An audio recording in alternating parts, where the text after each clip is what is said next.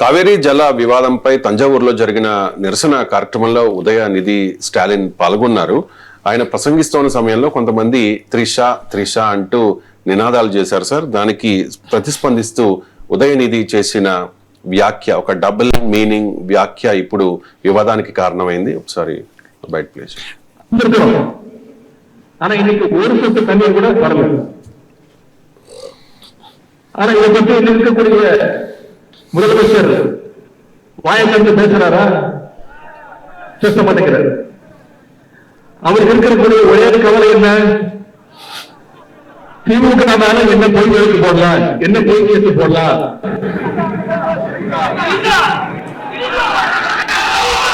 எந்த தண்ணி வருது அந்த தண்ணி வரணும். காவிரி சொன்ன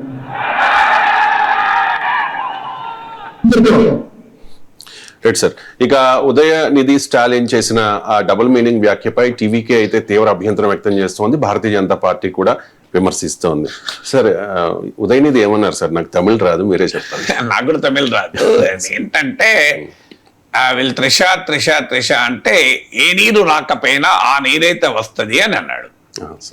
అంటే మీకు త్రిష అంటే సంస్కృత్ వర్డ్, ఐ థింక్ తృష్ణ నుంచి వచ్చింది. అంటే దాహము, థర్స్ట్ తీరుతుంది, లేదు ప్యాషన్, కోరిక తీరుతుంది అని మీనింగ్. తృష్ణ అంటే కోరిక, దాహము అని మీనింగ్. సో అందువల్ల ఏ నీరు అంటే ప్రజల దాహార్తి తీర్చకపోయినా కావేరీ నదీ జలాలు విజయ్ దాహార్తి తీరుతుందనే మీనింగ్ వచ్చేలా మాట్లాడాడు. నాకు అర్థమైంది అది. సో మీడియాలో, నేషనల్ మీడియాలో రిపోర్ట్ చేసింది, దాని ఆధారంగా చెప్తున్నా. నాకు తమిళ రాదు. సో ఇష్యూ ఏంటి? మనకు ఇష్యూ కావేరీ నదీ జలాలు ఇష్యూ చాలా సీరియస్ ఇష్యూ. ఎందుకంటే కావేరీ అనేది తమిళనాడుకు లైఫ్ లైన్. మీకు కర్ణాటక, తమిళనాడుల మధ్య ఇదొక ఫస్ట్ అగ్రిమెంట్ 1924లో కుదిరింది. 1924లో మీకు అప్పటి మైసూర్ ప్రిన్స్లీ స్టేటు, మద్రాస్ ప్రెసిడెన్సీల మధ్య ఒప్పందం కుదరంతో కృష్ణరాజసాగర్ డ్యాము కర్ణాటకలో కట్టారు, మెట్రూర్ డ్యామ్ తమిళనాడులో కట్టారు. 1974లో ఈ 50 ఏళ్ల అగ్రిమెంట్ ముగిసిన తర్వాత కర్ణాటక మాకు అన్యాయం జరుగుతుందని మొదలుపెట్టారు. దీనిపైన కావేరీ ట్రిబ్యునల్ వేశారు, సుప్రీంకోర్టుకి వెళ్ళినారు. సుప్రీంకోర్టు 2018లో తీర్పు చెప్పింది. ఇంత హిస్టరీ ఉన్న 2007లో కావేరీ ట్రిబ్యునల్ అవార్డు వచ్చింది. అందువల్ల ఇది ఒక పెద్ద సమస్య. ఇప్పుడు ఇష్యూ ఏంటి? అలాంటి కావేరీ నదీ జలాలు అనేది ఒక చారిత్రక డిస్ప్యూటు. తమిళనాడు ప్రజలకు ఒక పెద్ద ఇష్యూ అది. ఎందుకంటే కొన్ని లక్షల ఎకరాల్లో కావేరీ పరివాహక ప్రాంతంలో పంటలు ఉంటాయి. అలాంటి ఇష్యూ పైన మీటింగ్ పెట్టారు. ఎందుకు? కర్ణాటక మేకదాతు ప్రాజెక్ట్ కడుతోంది. ఈ మేకదాతు అనే ఏరియాలో ఈ ప్రాజెక్ట్ కడుతోంది. ఇది బెంగళూరుకు 100 కిలోమీటర్ దూరంలో తమిళనాడు కర్ణాటక సరిహద్దులో ఈ ప్రాజెక్ట్ కడుతున్నారు.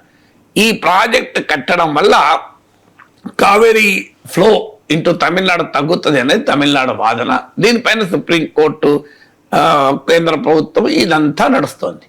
అలాంటి ఒక సీరియస్ ఇష్యూ పైన నువ్వు మేకదాతు గురించి మాట్లాడవు, కావేరీ గురించి మాట్లాడాల్సిన ప్లేస్లో నీవు త్రిష ఎందుకు వచ్చింది? ఎవరో కార్యకర్తలు మూర్ఖులు అంటారు. దానికి ఒక నాయకుడు, ఒక లీడర్ ఆఫ్ ద అపోజిషన్, భవిష్యత్తులో ముఖ్యమంత్రికి కావాల్సిన వారు, నిన్న మొన్న దాకా డిప్యూటీ చీఫ్ మినిస్టర్గా ఉన్నవారు, దాన్ని పట్టుకొని వ్యక్తిగతమైన కామెంట్ చేయడం ఏంటి?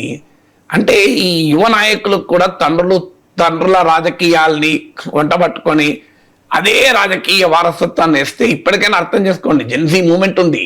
ఈ దరిద్రపు రాజకీయాలు, ఈ చిల్లర రాజకీయాలు మాకు అవసరం లేదని ప్రజలు అని యూత్ మొత్తుకుంటోంది. మీకు ఇలా విజయ్ ఫినామినా ఎందుకు వచ్చింది?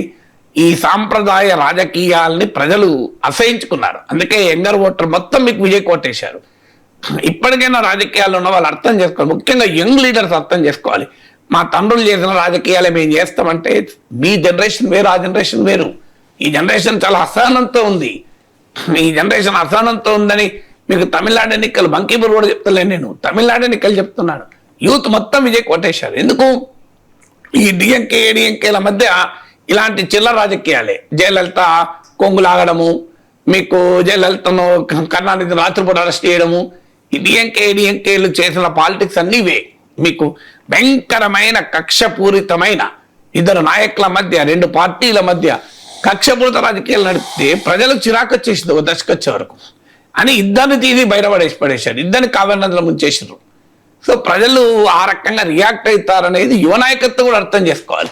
ఇప్పుడు ఉదయనిధి స్టాలిన్ డిగ్నిటీ కాపాడుకోవాలి కదా. అప్పుడు అయినా ఈ రాజకీయ నాయకులకు ఏమన్నా దొరికితే మహిళలు దొరుకుతారు.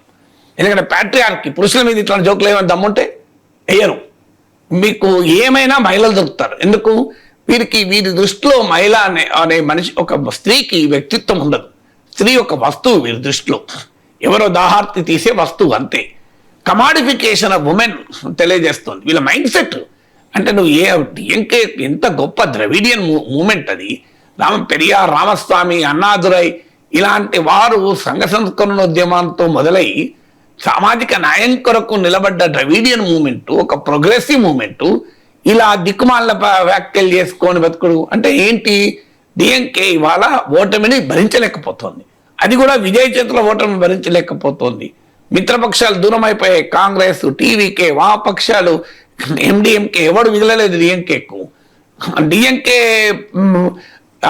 ఓటమిని డైజెస్ట్ చేసుకోలేక 6 నెలల్లో విజయ ప్రభుత్వం పడిపోతుంది అని చెప్పారు.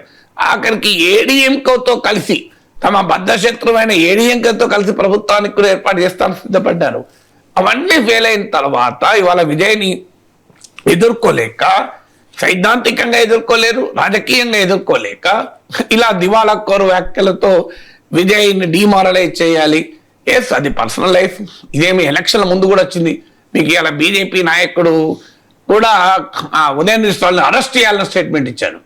విచిత్రం తెలుసా రవిశంకర్? ఇదే బీజేపీ రాష్ట్ర అధ్యక్షుడు, సేమ్ పర్సన్ అనుకుంటా నాకు గుర్తున్నంత వరకు.